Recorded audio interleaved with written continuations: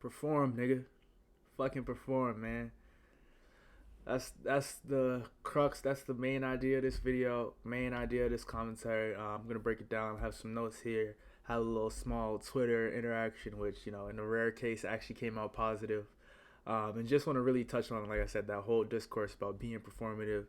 Should you perform specifically as a nigga, man? I feel like in the black community, we are overusing the shit out of this world, where we overusing the like whole notion that being performative is a bad thing. Well, I do agree. I feel halfway that sometimes performative can be used as a means just to boost your self ego, just to boost whatever kind of external validation you need, rather than actually honing in on a craft. I am kind of 50-50 on that, because being performative is also the gateway and the way that you can be an inspiration, the way that you can kind of document your process and show that you are similar to others, even if you are reaching and doing something that is very rare and very hard to achieve. By being performative in your nature of getting to those steps, or even once you reach that place, by being performative you can show that off. But it is a very, very slippery slope where we get into just full-on ego boosting, projecting, and kind of trying to as niggas would say now, jester maxing,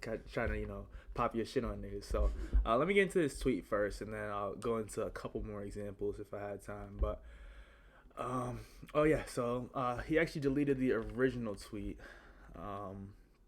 but it is by, I believe his name is Dage. Quickly scrolled over his page. He is a UK designer. Some of y'all may be familiar with him.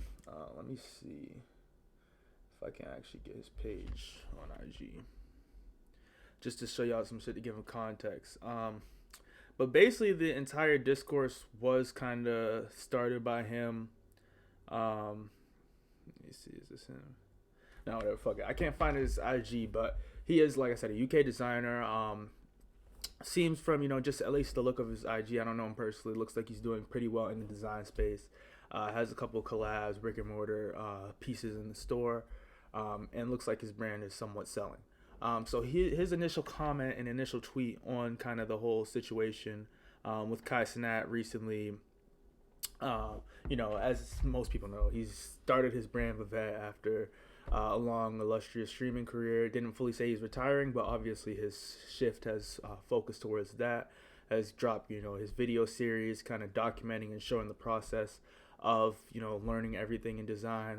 And many people, at least on the internet, and some people I've encountered in real life, but it's more of the discourse is on the internet, are saying how he's being fully performative, how he's performing, trying to make it seem like he's struggling. Some of the things I've seen that mainly mention this are, the use of lower quality cameras, with him, being very, very financially well off compared to the average, YouTuber, designer, whatever in his position.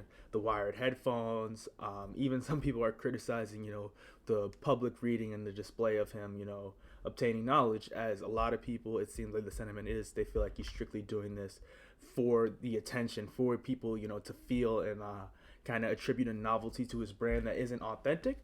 And like I said, I'm very 50-50 on that. I do kind of see and feel like that initial cringe sometimes when seeing some of these videos, some of these posts, some of these clips. It is really the Twitter clips, though. The Twitter clips put everything out of proportion and make shit seem way fucking different than it is. So I'm not going to say that, that's authentically what he's doing. Nobody will know his true intentions. But from seeing those clips, I can see how that perception gets made.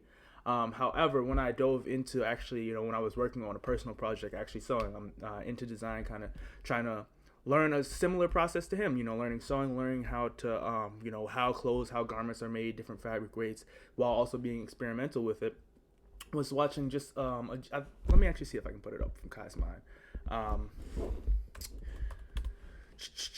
But he's released so many videos on this channel. I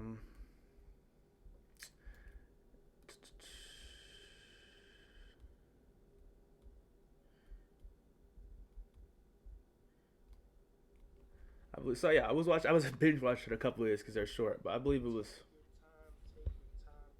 time. Do not rush things. Take your time. Your life cannot change overnight. I feel like a lot of people feel like, hey, listen, I'm about to start my gym journey. I'm about to get in the gym tomorrow and I'm going to still do it. Don't expect yourself to change that fast. Take your time. Whatever you want to do in this life, take your time. Just make sure you're getting 1% better each and every day. I know I sound like a broken recorder, and I've probably said this 1,000 times, but when I say take your time, I really mean it. Practice your craft. Make it a habit. Build slowly and slowly and slowly. Even start with little. And I feel like a lot of people say that, but people don't understand it. If you're a person that wants to be an athlete, you want to play football, make sure you just practice those things that you want to do to become the person you want to be. You feel what I'm saying? For example, go outside every day and practice for about 20 minutes. Let's say you don't really like to practice. Go outside and practice for like 20 minutes. And consecutively, as time goes on, you will ultimately become this person slowly until the point where you... All right, yeah. So we kind of get the gist of it there. I don't know if that was the exact video that I watched, during this whole debacle and after this debate, but it kind of brings the same sentiment and shows, where Kai's mind at, what he's putting out into the world currently, which is very, very, very different than at least the perception of people had. I haven't been, the biggest Kai Cenat enjoyer. I would say I've always been, fan supporter. I really do love the way that he influences, all generations, I feel like, especially the black community, but communities outside of that. Obviously has a huge grasp on the kids. It's just a very positive guy, but just for my own personal interest and taste, I do like to watch content that is a little more, as Jaden Smith would say, focused on the political, economic state of the world, a little bit more in touch with those issues while still having that humor. So Kai Cenat doesn't always connect to me, but I can see how, just from even my perception I have of him from not fully being engaged in everything in his career, he is seen as, once again, a jester, someone that, pleases kids. I've seen a lot of comments regarding just go back to screaming at a mic, go back to, being a monkey with, whatever kind of activities and, noodle games or shit like that we all see on Twitter and Instagram. Wherever you see your social media from, you've seen the clips of Kai, and that's kind of what he's associated with.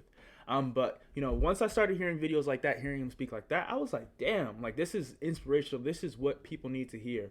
Who, like he said, whatever craft you're trying to achieve, whatever you're trying to better yourself in, even if it's just, the entire encompassment of life, faith, being, better in relationships, both platonic, family, everything. This advice, this, journey that he's documenting is very applicable. And although some will call that performative, and like I said before, I do agree in some ways that it is performative. This is positive performativism, positively, showing and, being very, very overt, very not covert, very, open with the fact that he is bettering himself. He is taking the steps. He is trying. He is failing, and he is showing the world that process. A lot of people hide, and actually a lot, which we may get into later in depth. But I saw a very interesting comment and kind of the social conditioning that I've been under. The social conditioning I'm sure that many people can attest to and have felt, where it's like you do not come out with a product, especially in the arts, clothing, music, design. It feels like nobody comes out with that shit until it is 100% professional ready. If you want to be taken serious, if you want to be let in by the gatekeepers, if you show that you are, working on the progress, you are not, everything is 10 out of 10 with your execution. So, for example, in music, that would be your mixing, your engineering, and your image. A lot of stuff that, underground artists or even some, artists that may have mainstream connections, some artists that, may have everything there musically, artistically, have put in the work with that, don't have. And it is a way that gatekeepers kind of keep them out and can, kind of wean off and see. This person doesn't have the full marketing budget of a typical label. This person doesn't have the mixing, mastering, audio engineering, doesn't have the same distribution. But that's just one example. Like I said, it can be applicable to almost all industries of the art, and even can shift over into the corporate world. I mean, that's a little different. May do a separate video if that's one, and because I do have some experience working in the corporate world, and seeing how gatekeepers play there. It's a lot less merit based, even though some would argue that the art world isn't really as merit based right now. But not to delve away from my point too much, it just overall does go to say that documenting that process and showing where you are, while it is a very, very important step, it is still very controversial in the world we are in. And the majority of people, it seems like the consensus, especially people who have put in the work, whether it be school, whether it be through internships, whether it just be through their own personal lives, feel like it is a very, very, very wrong, and just typical and amateur way to go about it, showing that process. But let me get into this tweet. I've been kind of going off on a tangent a little bit. But like I said, Dage is a designer. Like I just kind of give you that background about the whole world of, design, arts, how people feel. I feel like it's a little bit of elitism, if I'm going to be honest with you, from these gatekeepers. Excuse me. But, I'm not in their position, still kind of more, I'm definitely not in Kai's position financially or with, all the connections he has, but I'm in a similar position to Kai as to where I'm more starting out on my journey, more kind of learning the skills rather than having all the industry standards and crafts. So I can relate to that more. But once again, let me go back to what Dage said, the original tweet. It is, quote, "I'm sorry, but someone got to say it. All that little shit streamer boy doing is corny as hell. The fact that you can't criticize these lame performative moves without being called a hater by NPCs online is why art, product, everything is in the dumps. Bring back gatekeeping." And I'll get to my response in a second. You'll see it right here on the side. Like I said, that was the original post he ended up deleting. And I don't think it was because of my comment. We actually had some good discourse on that. I'll see in a second if he kept that up. But it seems like we were able to, kind of clear up. It wasn't even really a disagreement. Clear up kind of the discernment I was making on his initial post. And he was able to clarify that, that's not what he meant. He did, what's it called? He did say that he understood and respected the documentation. Let me see if he still has that. Yeah, it looks like he removed that post as well. But like I said, he said that he respected, understood the documentation, but wanted to be authentic. Now, my memory is serving me well, I believe. So he wanted it to be authentic. And once again, that's what I agree with. That's what I think we can get out of any performative nature, any of this stuff that we're calling performative, because a lot of it is just the documentation of imperfection. And before I go on a tangent on that and how that has kind of derailed society, I might, if I have time again, I'd have to pull up another video because Sneeko, who I believe does some great work with, his video journals, his streams are, he's very easily rage baited, I will say that. But like for good reason, man. He's gotten a lot of shit, a lot of slack, while he has actually been one of the people really trying to help with this exact issue and many others. Obviously vocal about, free Palestine, vocal about, Zionist control of America, other stuff in general. But he is also, I think, kind of getting lost in that rubble, getting lost in the controversy. People don't realize how vocal he has been in the nature of being authentically yourself, doing things unironically, which nobody really does anymore, which he's, so eloquently said. But I've experienced, I'm sure, once again, many of you guys can relate with this, as to where it's just like we live in a fucking world where if you want to go, you're pushing 30, you're doing like, you're really trying to do this. It's just any fucking thing that is not cookie cutter, not within the craft. People look at you like you're crazy, and people ostracize you. And I think what some of us are starting to realize, what some of us have realized, and then with, like I said, with the performativism, is trying to show people and trying to get people out of that shell. It is okay to suck. It is okay to fail at something. And once again, before I get into my response, I know I'm kind of dragging out this Twitter segment, but there's a lot of branches that just, went off in my brain and my personal anecdotal experience from this. But recently, in the past 3 years, I want to say, so I'm 24, going to be 25 in a couple months. When I was about, I want to say 16, 17 in high school, I always loved skateboarding. But grew up as typically a basketball player, football, like played everything, like typical nigga sports, when I was young, loved everything that my dad was into for real. So it was football and basketball was his number one. Basketball became my number one. After getting injured a couple of times in football, just not really, I was always a bigger kid, so they throw my ass on the line, and it was like, and I actually got to play cornerback when I was younger, and that was one of the things I loved the most. But not to go on too much of a tangent on that, but that was just, my upbringing, sports, being around these, like, what were, to me, in the community I was in, my dad had a, the play set basketball hoop in the house when I was 1 year old, always telling me stories about that. I was, a baby watching, Allen Iverson step back over Tyronn Lue. That's just a fond memory we have. Just, I've been surrounded by these sports my whole life. Families from Hampton, Virginia. I used to go visit down there, and it was, all they did. Also got family in Louisiana. So if anybody's familiar with, more southern, or I guess Virginia's, Mid-Atlantic or whatever. But anyways, those states predominantly black communities, basketball, football, those are the sports you go to. That was just what I was ingrained with, and I loved it. And to this day, I still love it. Don't play it as much, but I just say that to say that was my comfort zone. That was what I was able to perform in, able to even fail in, and it all looked normal. I all had the support of my family, support of relative support of my community, because that was kind of a path that was understood, accepted for me to be on, accepted for me to pursue.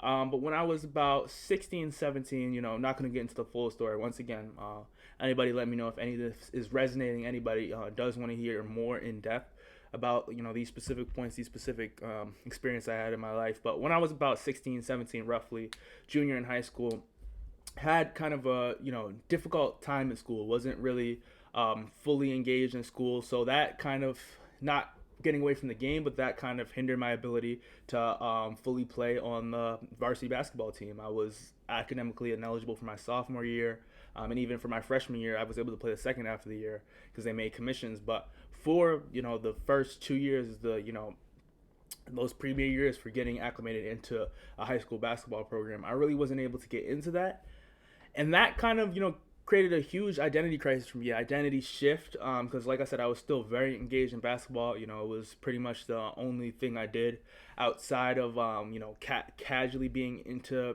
music and beat making, because of once again, that's my father's professional career. So kind of following that path, but never fully devoting to it. I didn't really get fully into that until after high school, like late college, really. But really didn't really know where I was going to take, all of this pent up energy I had. Was still kind of developing and kind of trying to figure out that idea of what my career path was going to be, what I would end up trying to pursue in college. And not having that full energy, not having that full thing that I knew was going to make me go, kind of led me into, like I said, an identity crisis, trying to find in many different ways, trying to find many different paths, avenues that I could express myself, or try and attempt something new. But without feeling like a failure. That was, couldn't verbalize it then, but that was really one of the biggest scares I had, because I felt like I had failed at basketball. I had failed at my goal of being a college basketball player, reaching a highest level of the skills. I was told that I had the skills. I felt that I had the skills that I harnessed.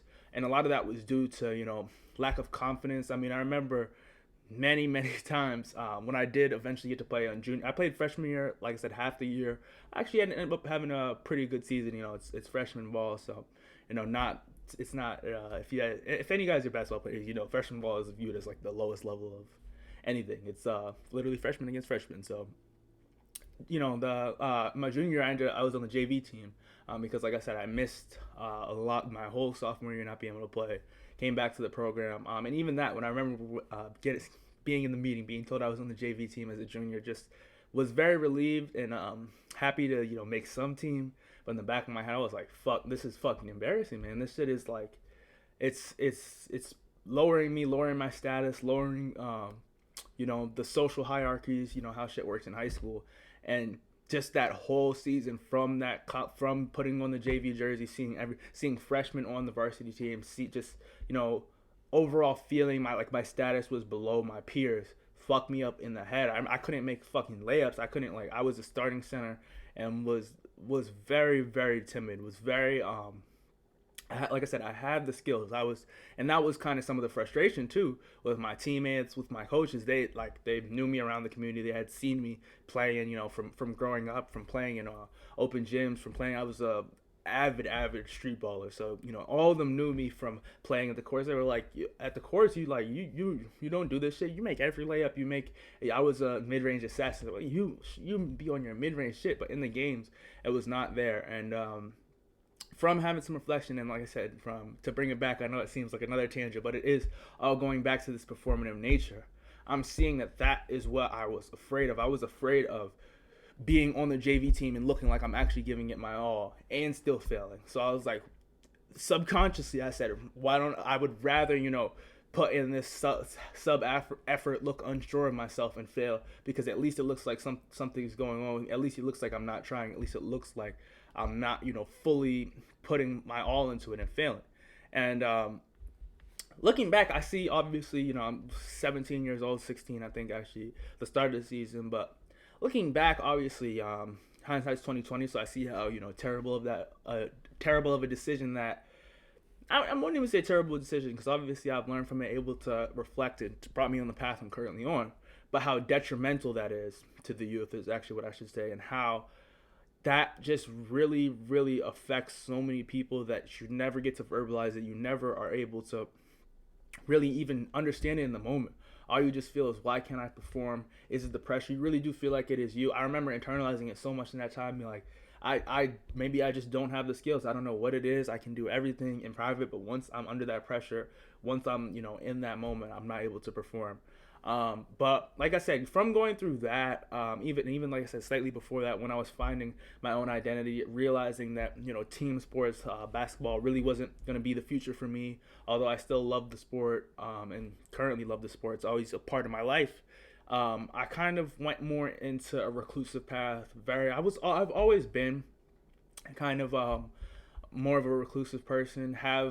Remember in elementary school, I actually went to private school for the first 3 years of my life in an affluent area in Boston, Beacon Hill, if any of you guys are familiar. So had one best friend there. I remember my boy John, this little white kid he was cool as shit. He was into sports and everything. But I've always kind of been that way. I will not leech, but kind of connect with one person more. And that will be, my nigga, whatever. But other than that, I'm not really a group type, like a group friend individual. I've always, and maybe I just need to do some deeper self-analysis or, therapy work, whatever it is, to kind of really figure this out. But for me, it's just always been very hard adjusting and acclimating to group settings or being in large friend groups, due to the fact that it be feeling like, and I'm gonna put the blame on myself. It's not even the other individuals, because I have been, and even to this day, I still do have group friend groups. Especially a lot of them are from work environments or different stuff like that. But the hardest part for me about being in group friend groups is the way that you are susceptible, and like I said, putting the onus on me. I'm sure it's relatable to some, but I'm very, very susceptible to groupthink. And what I mean by that is not even in the typical sense where, it subconsciously affects me with the other group things and that becomes my true thinking. I think the hardest part for me is having the delineation, knowing I do not fucking agree with y'all, but I do not have the balls. I do not have the, wherewithal, whatever it is, to be the outlier, to push every point on y'all, to show my real true views, out of fear of being ostracized, out of fear of being viewed as different, out of fear of being viewed as less than the group. And that is something that, I've really struggled with in group settings, like I said, and it's led me to be more reclusive. But as I'm learning more and more, and once again, hearing about this performatism word, hearing about, performative nature, seeing things that I would reject before or not want to get into due to the fear of being performative, has made me really fucking realize, like, there is nothing better to do than perform in the right way. There is nothing better than kind of revolting and, not being antagonistic, kind of knowing when your boundaries should be there. Sorry, my niggas, I had to check the chat real quick, what I be. But where was I? Oh yeah, getting back into it, like, no understanding, and we made it a bit full screen, fuck it. And really understanding, like, alright, it's okay to perform, bro. Like, it's dead ass, it's okay to perform, pop your shit, and be like who the fuck you are. Performing the world, like, you've heard them say the world is your stage. The world is there for you to show, explain, and, die behind really who the fuck you are. That's what this shit is about. That's what, your purpose is for. That's why we were given this life. That's why we're given this air in our lungs, these words, these, images, art, music, whatever it is that we are all pursuing collectively. We are collective consciousness. We do have a collective goal, albeit it may not be the same in this physical realm, but whatever you believe in, for me it's God, for me it's Allah. I'm a Muslim man, but for anybody with any type of faith, you do kind of understand that pinnacle, meaning of life, the pinnacle point where we can all be collectively learning and gaining from each other through performing, through explaining and expressing our own inner thoughts, articulating them as best as possible, and not doing that with the intention of something being perceived in a high regard or perceived in a way that makes your social status higher, that makes your financial status higher even, is a big one that I personally struggle with. Once again, not to go back too deep into the whole music tangent, but I feel like especially in rap or hip hop or just underground as people call it now, because EDM, hyperpop, all that shit has kind of infiltrated and not infiltrated, but mixed. I mean, that's once again, I have my brain kind of fires into so many different conversation and topics I have. So hearing that infiltrated word brings me back to the whole cultural appropriation conversation, which maybe we can get into once again if people feel like that's positive or need worthy talk to have. But regardless, kind of lost my train of thought there for a second. Hold on, let me switch back to what I was saying. The fuck was I saying? Oh yeah, I was talking about how all these different communities, everything in the underground, everything how they want you to seem polished, seem like you are kind of producing something that is greater or different than anything that's been heard before. People kind of perform and take this, homage has been a big word obviously used in underground rap, but now that we're really looking at it and really thinking about the way that the world is playing out, you can see homage in pretty much every aspect of life. Definitely a lot of homage going on right now in politics, I would say. And people, definitely won't see it that way. They'll call it a different word. But on both sides, right and left, you can see how people are taking old playbooks, even from one another. That's where a lot of people are of the consensus that they're, two sides of the same coin. I'm not fully convinced on that one myself. I do believe neither of them are perfect. Neither of them are really fighting for the greater good of the common man. Once again, that's another video topic though. But just overall in that sense of, taking homage directly without actually understanding what the original perpetrator of those ideas, of that thought meant. And not obviously we can never understand on the full depth level of what is in somebody's minds. Everybody's experience is unique, and that is why I speak more on the collective consciousness rather than the individual thoughts, individual reasons, individual personal anecdote of whatever thought it is. Because once you look at the collective consciousness, once you look at whatever that person was trying to achieve and trying to display to the world, even if you'll never understand their personal story, if you can understand what they were trying to explain truly, purely from their heart to better others, to better themselves even, you can take that and you can properly pay homage rather than ripping what you thought worked, what you thought was attainable and presentable to others, and taking that, because that is where we get the performativism. That is where we get the negative performativism, and the negative nature of being performative that we are in today. Once again, I guess I keep going back to underground rap, but it's just kind of the scene I would say I understand the most. I've kind of been in the most with, listening to a lot of these artists come up all the way back from like 2016, 2017, Uzi to now being, in whatever the current shit. I don't even fucking know what the shit is, to be honest with you. I'm a fan of a lot of the new artists. I'll say, Che, I'm 50-50 on 9. I like a lot of his music, but his sound isn't fully there for me. But I would say just overall, like, with being locked into that whole idea of, homage is the only way to make it out of that scene, to make any waves on that. And then, if you feel any differently about it, if you try and,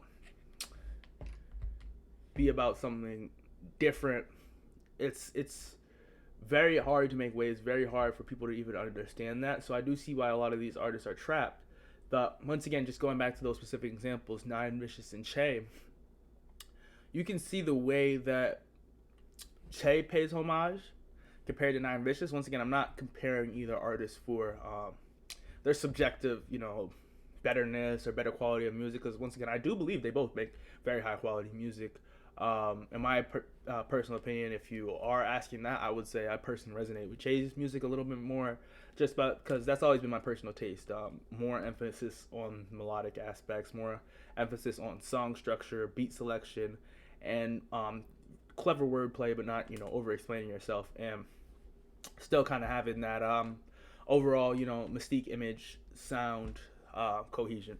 But regardless of my personal feelings on that, I still do feel that Che in this example has placed a better use of homage over Nine Vicious. Although some would say that Che is fully ripping off the whole lot of Red sound. I heard that a lot when Rest in Bass initially came out, and even Encore, which I do like. I was not a fan of Encore as much as I was of the initial Rest in Bass, and I will say it was for that reason, for the overall just straight ripping, bar for bar, the tonality inflections, without really feeling as authentic, without really feeling like that was truly who he was as an artist, who he was as a person. Um, but the initial Rest in Bass, while as I was comparing that to Nine Vicious, I felt like the initial Rest in Bass was a much better showing of somebody who has actually paid their due time and understanding this lineage, being part of that culture, and understanding how, once again, you can pay homage, you can take inspiration. I think even inspiration is a better word than homage, because I forget exactly who said it, but to inspire is the greatest human act. Let me actually look that up, because that is one of the best quotes. Nipsey fucking Hussle, my nigga. The highest human act is to inspire. I don't care really the business side of music. I might pay attention and get informed about how the album performed, but it don't really influence how I feel about the music. So, when I thought about what factor make me like the music, what really is it? And I think it's like the music that inspires you. That's the stuff you play over and over again. And you got shit that entertain you, shit that motivates you, but I think at the core, all that, it inspires you to dance. It inspires you to get some money. It inspires you to fall in love. But it inspires you, you know what I'm saying? Yeah. And I think that that's the goal of making music. And 100%, Nipsey, once again, not really relevant in the conversation I'm talking about here with Underground, but once again, you can see how all of these ideas in parallel, even though it isn't the same encompassment of music, it still overall applies to different areas of life. And as he said, he didn't say in music, he related and made a specific example, but he said the highest human act in general is to inspire. And I believe that to be very true. Obviously, once again, if we delineate into our personal faiths, personal beliefs, I could see how people would differentiate that. Obviously, worship is a very highly regarded, highly important act in all faithful people, all religions, especially the three major religions. But regardless, that highest human act of inspiring, the ability to, as he said, make somebody put into action their dreams, feel, visualize, and see that something is possible, is the most influential and the best thing that you can do while being, not just a creator, but a part of, any type of community. So in doing that, I feel like it's just, I don't fucking know, I'm rambling, to be honest with you.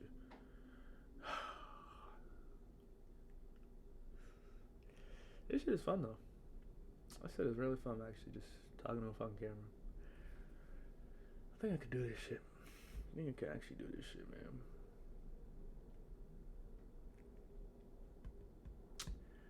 Like, yeah. And that's been another thing too, just like as I'm going on these tangents, right? I don't know, I might chop this shit up, I might not. Just once again to be fucking performative with y'all, just show you the real fucking struggle of this shit, man, cause this has been a long journey for me. Like I said, I'm 24 now, about to be 25. And like I said, not to get back on my personal anecdote a little bit, kind of painted that picture for y'all of how switched from basketball being my main focus to junior year playing on JV. That was my last year playing basketball. Didn't play my senior year, so after that, I switched over to not switched over, but one of my interests in junior year heavily, and it always had been growing up. I remember was it Dew, one of the Dew tours, I believe it was, in like 2013, 2014.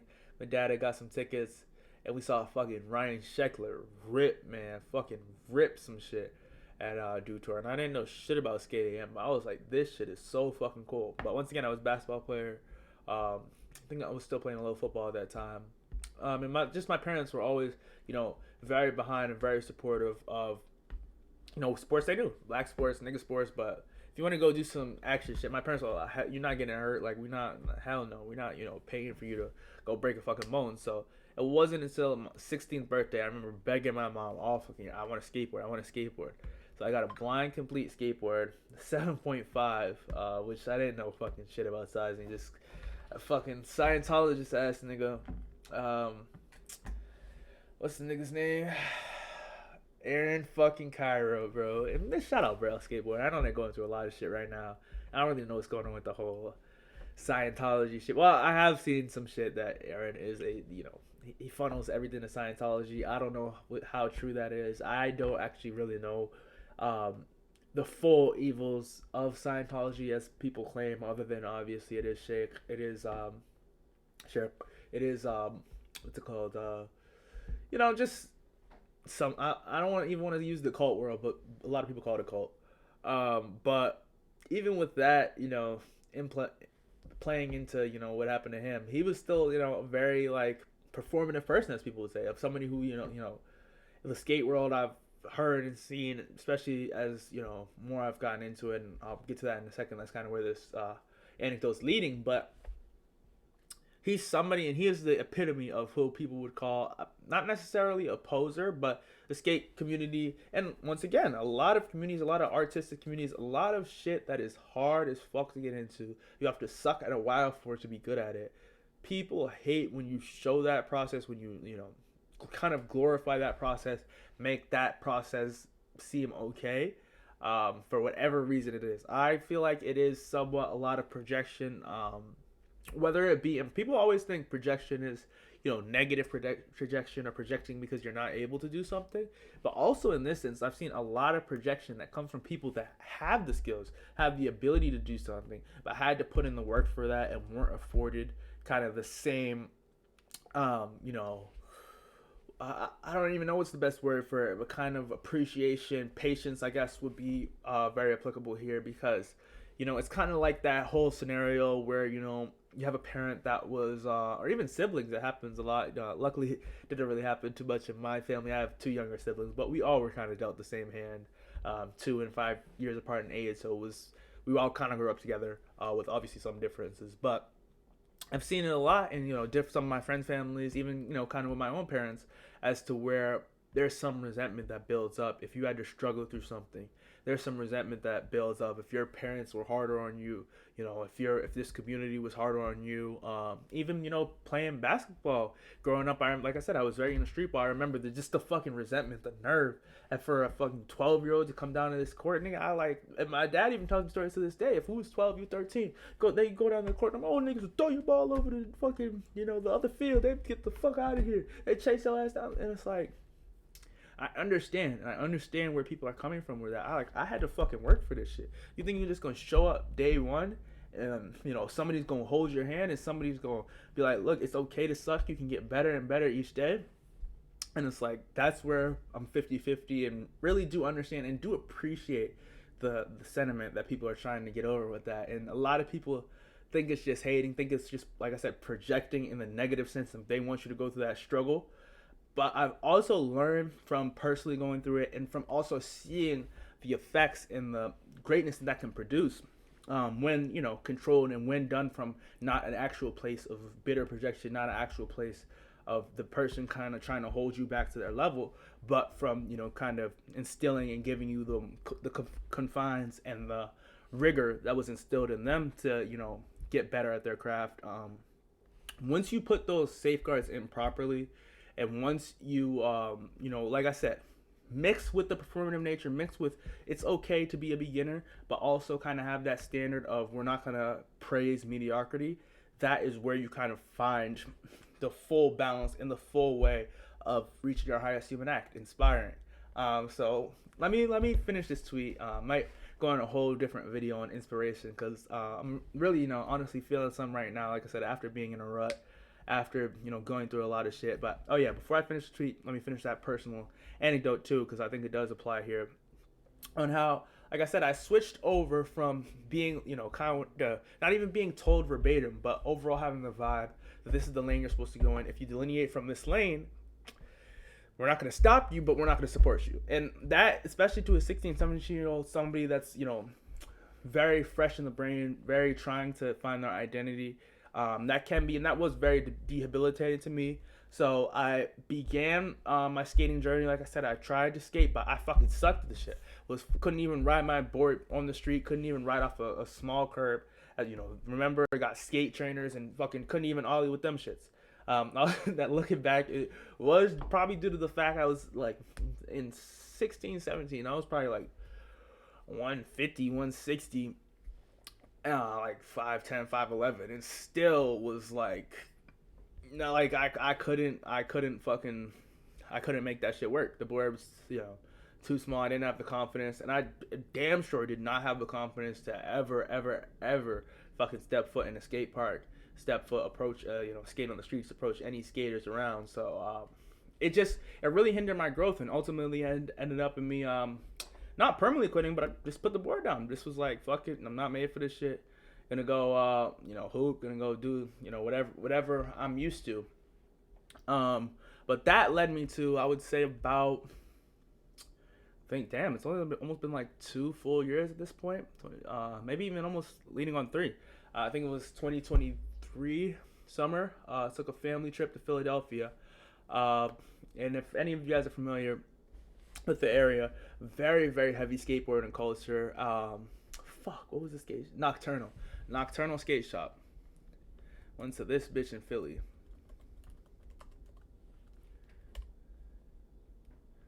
Bang, yes sir. Went through this motherfucker. And man,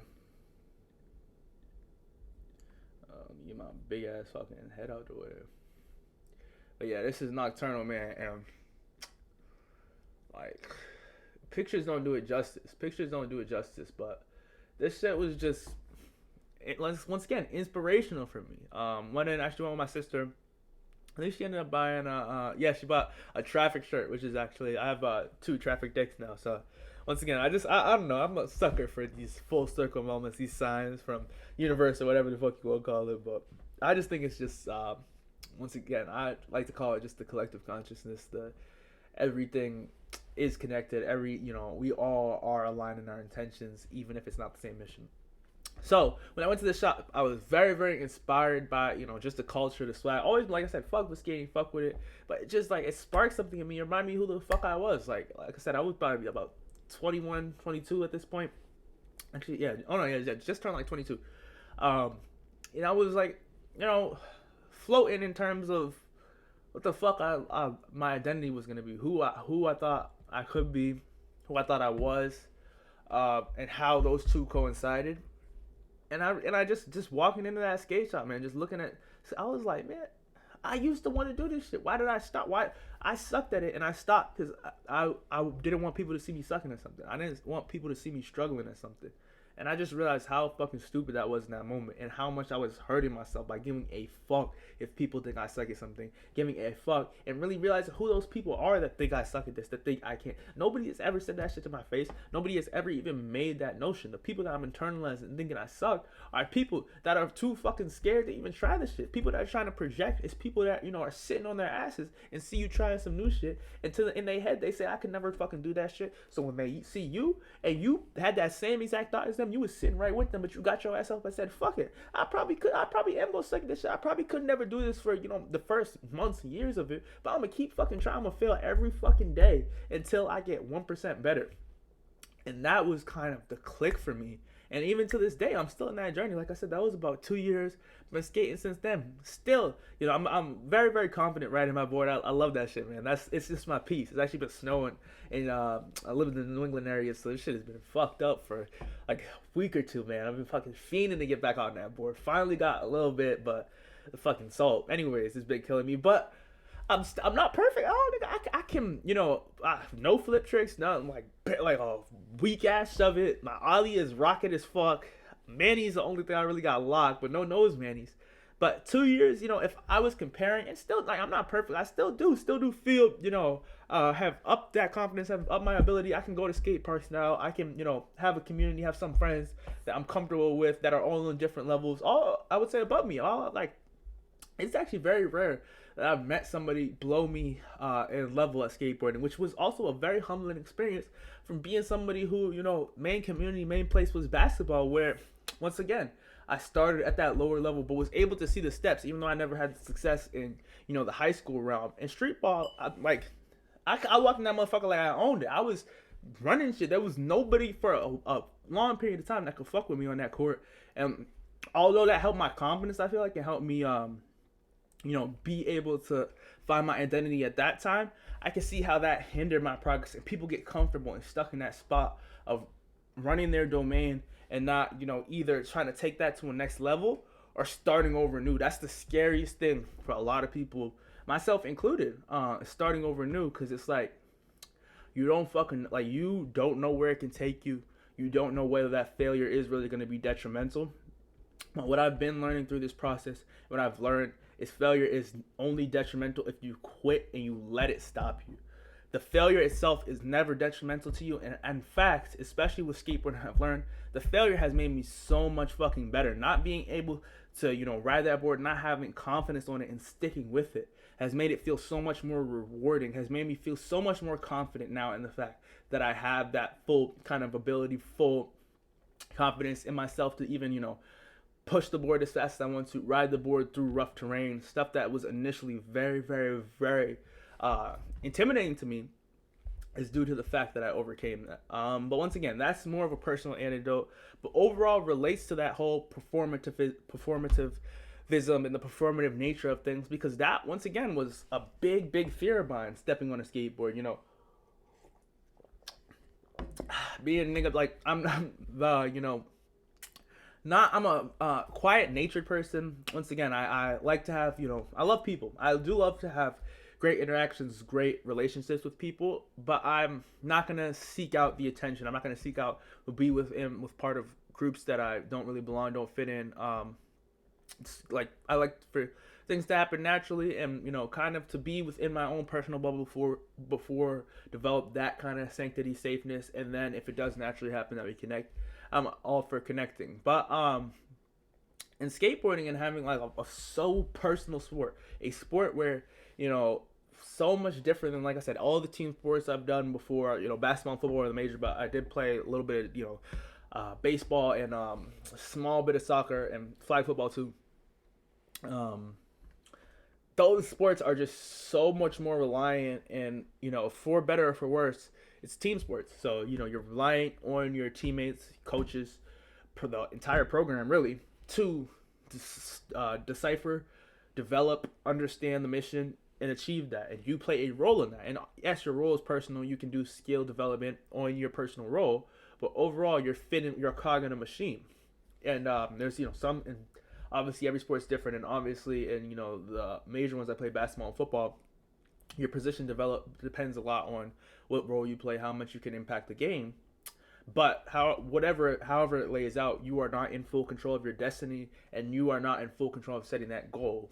And I say skateboarding taught me a big thing in that, and it's still teaching me a big thing in that, as to where with setting your own goal, it's gonna feel a lot more performative. It's gonna feel in the moment as if you are doing it for external validation, because a lot of people do, take these individual tasks, take tasks that have, kind of certain connotations, certain views in society. Just sticking on my, my personal experience and the topic, skateboarding is, viewed as a counterculture for a good reason, for the fact that it is in a lot of aspects, and, pop culture influence, clothing, everything. And, people kind of take that and see that and have, once again, a certain connotation to skaters. And that can be internalized to the beginners, I remember, too, even just that being a drawback for me when I started in high school. Like I said, playing nigga sports, hooping, being with my niggas, and pulling up with a skateboard to the basketball court with my Vans and ripped. And he's like, you a white boy now? Like, what you, like, and, like, that shit has driven so many people away. I don't even got to say it. It's like, if you know, and it's not, that doesn't just apply to skateboarding. That's, you wanted to play the fucking guitar, you wanted to fucking, even at a certain point, I'm sure, I've never really been too into it, but Pokemon, anime, all this shit, you see niggas, engaging and loving it. Even if I don't, support the activity, I will always support, applaud, and just it really makes me happy inside to see the authenticity within people shining and people being like, I don't give a fuck what box and label you trying to put me in. I'm gonna do my shit. I'm gonna show the world. That's how I'm gonna help the world the most, is if I show them me being me at my highest level. So let me finish off this tweet. I think, like I said, I'm gonna get into a whole different video on inspiration. Let me know if you guys like this format. I know it is a little messy with the OBS and shit, but this is just the most authentic way for me to do it. Oh shit.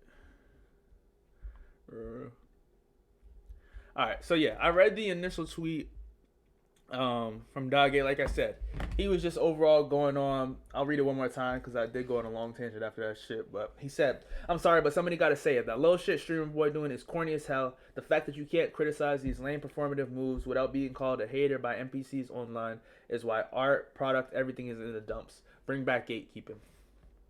And as you can see right here, my response was, not gonna lie, I hear both sides. He's definitely trying to prove something before he's ready, but also can't fully knock someone, especially with his influence documenting the process of bettering themselves and their craft. So, like, as you can see here, and like I said, he ended up responding and saying that he does support Kai's documentation. He just wants it to be authentic. And as you can see, that is kind of what I was insinuating as well. But I do understand and see the criticism that Kai is trying to prove something before he's ready. And I'm not even saying this from a full-on judgmental perspective, from saying that, he doesn't have what it takes to be a designer. Because honestly, if I had to give my personal opinion, like I said, as somebody who, I wouldn't even say aspiring. It's been a couple years now that I've been, taking time with the process of learning fabrics, learning my own design style, making a couple personal designs. But as someone that has seen garments from the beginner level, all the way up to, high fashion, streetwear, all of that, I think Kai has the overall vision already very, very honed. The branding, I think, is very strong with him.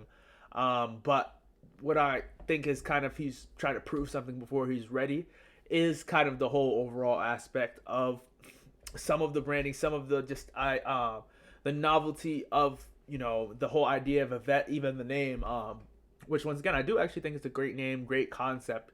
But when you do come with something that hard and that concrete, I feel like until you have the actual full catalog of products behind that, the general public, the masses, are going to claim it's performative, are going to claim that you're trying to garner and manufacture an audience that, believes and understands the story of, coming from nothing, or coming from a place of an underdog theory is what I hear a lot, or not theory, but the theory that he is trying to portray himself as an underdog to kind of sell and gain more traction, gain more credibility for the brand, when people are rightfully so pointing out the fact that he has way more financial advantages.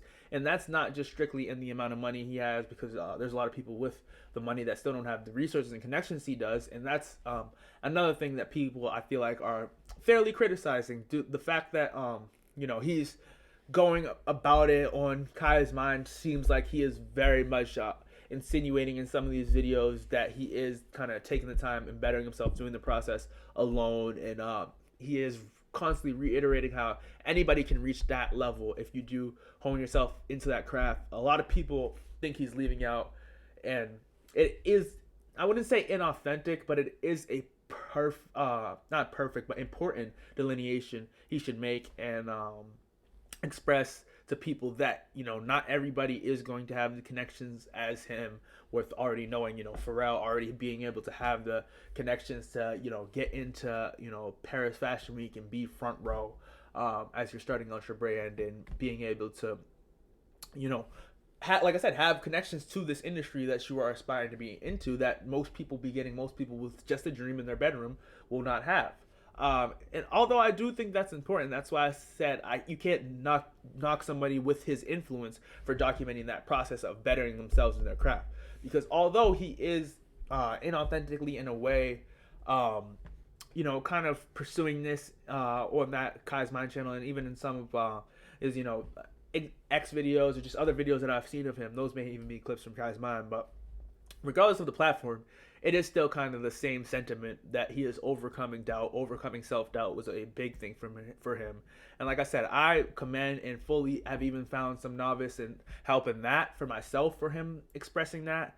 But once again, I think it is very, very important that whether it be now, whether it be when the products drop, he kind of does. And I think that's what some of the videos are for, definitely, with, him learning how to sell and becoming a creative director. I haven't fully watched all of them, but seeing clips and seeing kind of what's going on, you do understand that he is letting you in on that process and letting you in that, it also isn't something that you can do alone. And although his resources are higher, he is showing the overall concept of how to utilize the resources. But as you can see here, this comment, it looks like a lot of shit was deleted from this. People on Twitter get their fucking butts hurt when they get ratioed or whatever the fuck it is, or people just be on their ass. But yeah, you see this nigga right here, What Craft? He's a streamer. And I didn't even have to slide, but I see the shower. Like, man, I was in the shower. I was like, bro, I'm not even getting into that shit. But my nigga right here slipped for me. He is, and he can do what the fuck he want. Obviously, you know how Twitter be. Niggas just trying to get their clapbacks, niggas just trying to get their whatever. So he obviously isn't fully in depth, but I got and agree with his sentiment. So as you saw, dude got a little butthurt for getting clapped back at. He said, "When did I say he can't do what he wants? I asked what craft you for." And my boy Ben came back. He's a streamer. Like, bro, gotta focus on nothing but streaming. Don't act like what you said means something else. And I agreed full-heartedly with that. And once again, that kind of lands the plane here and lands the full-on idea of this performative nature, that I think people are so quick to put people in box and wonder why a lot of people don't want to take risk or have high ambitions. It's all projection. And like I said, there's two types of projection, one that can be used for positive and one that can be used for negative. And I believe in this sense, and this is a very detrimental aspect of modern society, this is the negative projection that is killing people from taking risk and having high ambitions. Like I said, Sneeko really, really does, eloquently explain this. Maybe in the next video or in the comments, if I can find it, I'll link his video where he talks in depth more about, the lack of people doing things unironically, the lack of people trying and failing, the lack of people, being open about the process rather than putting out finished products. But I think this, kind of criticism and this, just insight quickly in a small Twitter comment, in a small Twitter interaction, just shows the overall scope and the overall shift we can have in the collective consciousness that will make a much more enjoyable world for all of us and a much more innovative world, I believe.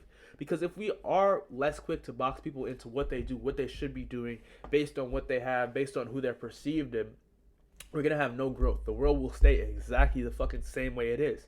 And from what I'm hearing, from what I feel, I don't think people like the world the way it is. There's obviously many, many positive things to this world. It's especially as being a black person, it's a lot better than I would say almost all of my ancestors have had. And I'm sure many other communities, many other people will say that. Maybe many other people would say differently. But regardless of that, if we want to have any more positive change, which I think we are, able to reach that, it's going to be difficult. We are a lot more disconnected. There's a lot more distractions. But I think we are able to get there if we overall just take off this self-inflicted cap we have, this, self-inflicted wound, really, that is, due to some external factors, due to the external pressure. But overall, we are all limiting ourselves by putting ourselves in these boxes that, you cannot lock in on a craft. Like he said, it was a simple Twitter interaction, but it just read so much into not even personally this person's insight, but like I said, the collective consciousness insight that especially if you are excelling at one craft, but even more if you are not excelling at, any craft, or if you are, trying to figure things out, why the fuck should you take something seriously? Why should you, try and become a professional in this craft if you don't have the connection, if you don't have this person telling you this, if you didn't go to specifically school for this, if you weren't placed in our face? And that's the other thing that I think is so hypocritical about society, is because we shit on and we make it's a common, thing to say how industry plants or people who are unauthentically nepo babies given their position are wrong. But like I said, anybody that unironically tries to get to that place, tries to document the process, as I was saying, and step out of whatever their perceived box, whatever their perceived skill should be, gets ostracized. So I'm just gonna end it there with saying that be performative, perform. Um, it's okay to show the process of figuring out, show the process of fucking failing. Don't show the process of figuring out or failing in hopes for sympathy, in hopes for any type of reaction. I would say honestly, because that's when it does become inauthentically performative and negative performativism. But I would say it is 100% not only needed and okay, but it's actually very, very, very, very vital to the success, the flourishment of our societies, especially here in America with so many tensions going on, so many people divided. It is very important for us all to show our humanity to each other. And I don't mean that simply in the sense of empathy and kindness. Obviously, that is a given. Obviously, that is something that is very needed in this world right now. But beyond that, especially for all creative aspects of life, and people also only like to box creatives into art, music, fashion, whatever.